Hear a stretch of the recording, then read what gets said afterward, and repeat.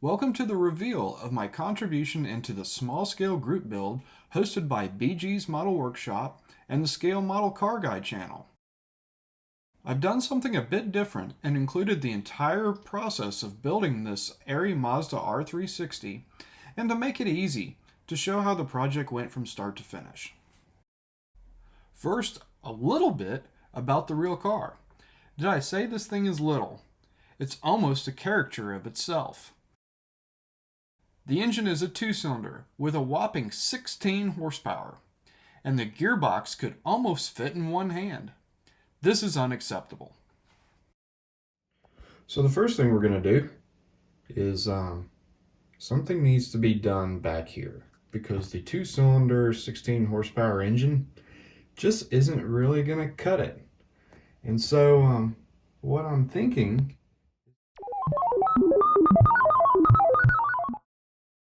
it could be said that the 787B is Mazda's most famous race car. It won the 1991 24 Hours of Le Mans. Powered by the iconic R26B engine, this 4-rotor Wankel engine produced about 700 horsepower naturally aspirated. When giant turbos are added, power can go up way north of 1600 horsepower. Yes, now we're talking, except we have a problem. Where do I get a 32nd scale turbocharged Mazda 4-rotor engine? I alluded to this new toy box, and it was time to put it to the test. The first stop was Cults 3D, where I found this 4-rotor 26B style engine from zero factory scale work. The engine had the turbo and all the separate engine components, something I was looking for. Next, I needed a transaxle, and this Ford Cosworth Huen gearbox from Metabus was exactly what I was looking for. Now it's time to figure out Chidubox and make some parts. And what you're looking at is a multi-piece Mazda 4-rotor Wankel engine with the turbo. Doing some quick measurements, I don't think the whole 4-rotor is going to fit back there, but we'll see if we can get at least 2 of the rotors back in there. We might have to modify the intakes a little bit. The size of this stuff is amazing. I mean, there's an X-Acto blade for scale.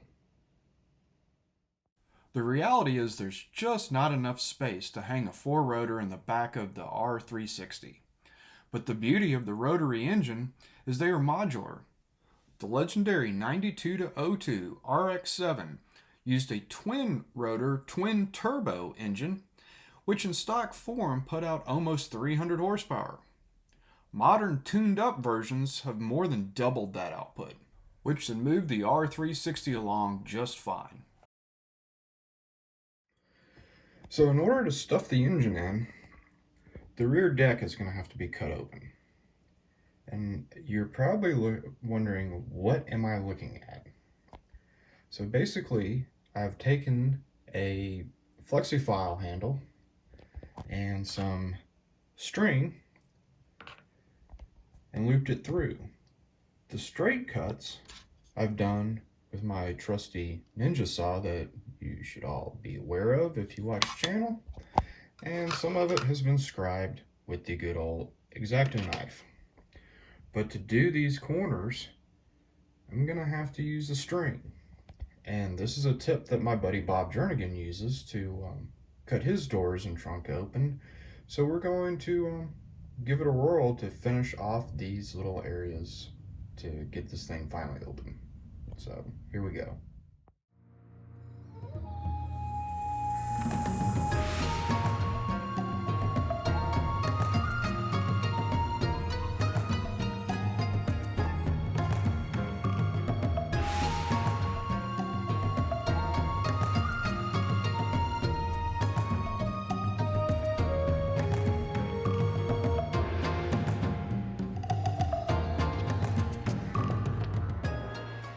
So you might be thinking, how does string cut plastic?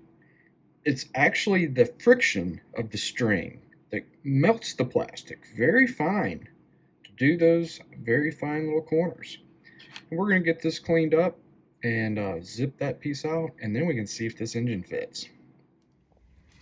So after just a little bit of cleanup, the deck lid has been removed, and it still fits with all the precision. That's a good way to cut it out. Whether or not we use it, I don't think so.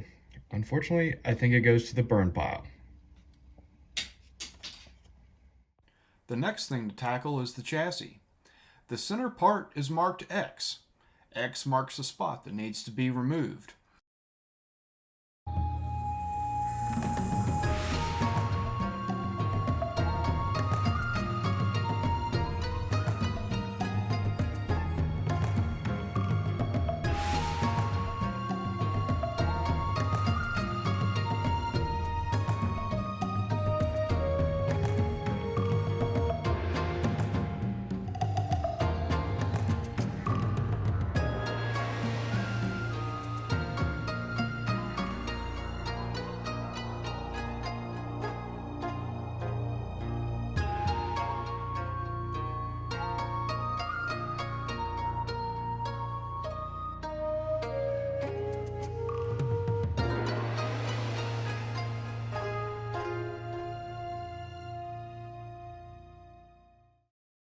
I'll use the Ninja saw and my score and snap method to remove this section.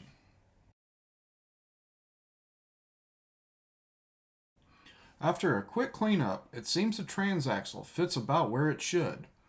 Then I assembled the engine with white glue to see if it even fits in there.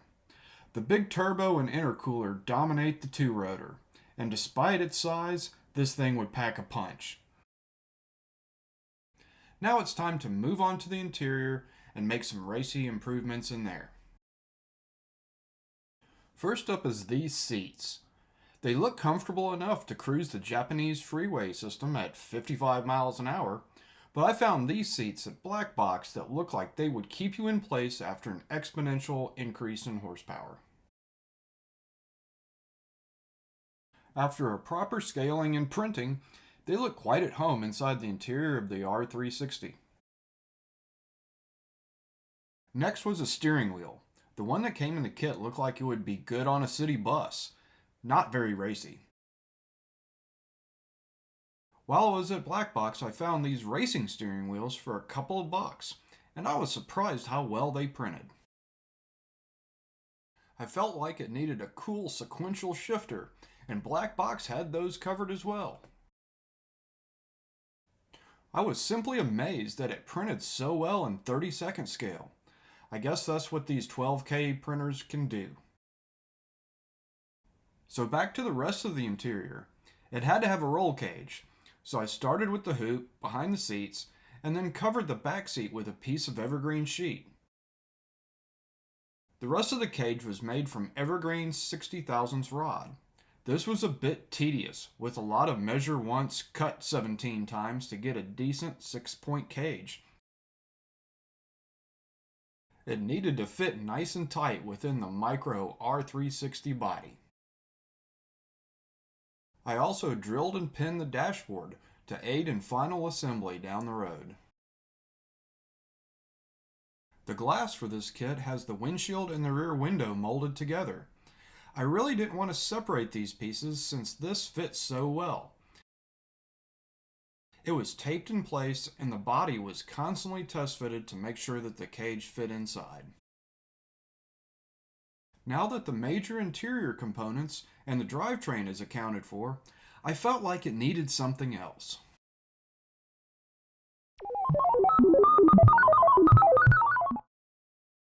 I really like the look of these Fiats with their wide fender flares and small tires. It still looks like a cute little clown car, only these could likely rip your face off. But where to get a 30-second scale wide-body kit for a Mazda R360?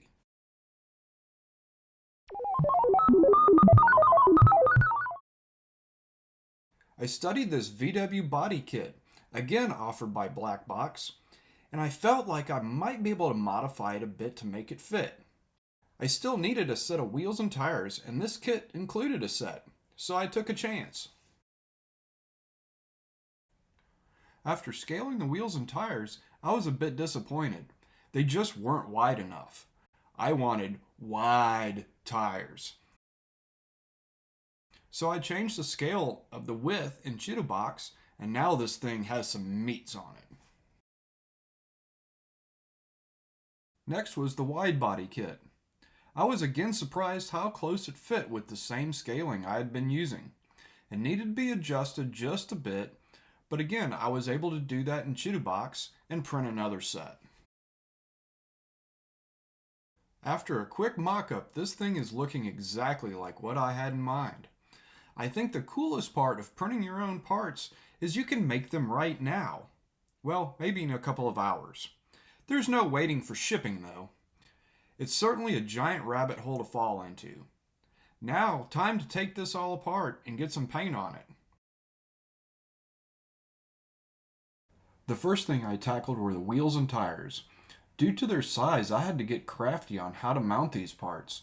I decided to make these trees out of evergreen, then I could clamp those with hemostats. The rims would get a coat of Revell Chrome, and the centers were Tamiya TS21 Gold. The tires would get Tamiya TS82 Rubber Black.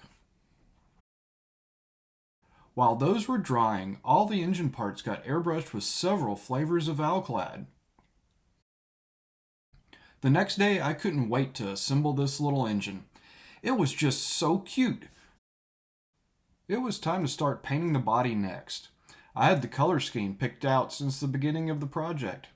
I felt I had to go with the iconic colors of the renowned 787 Le Mans car.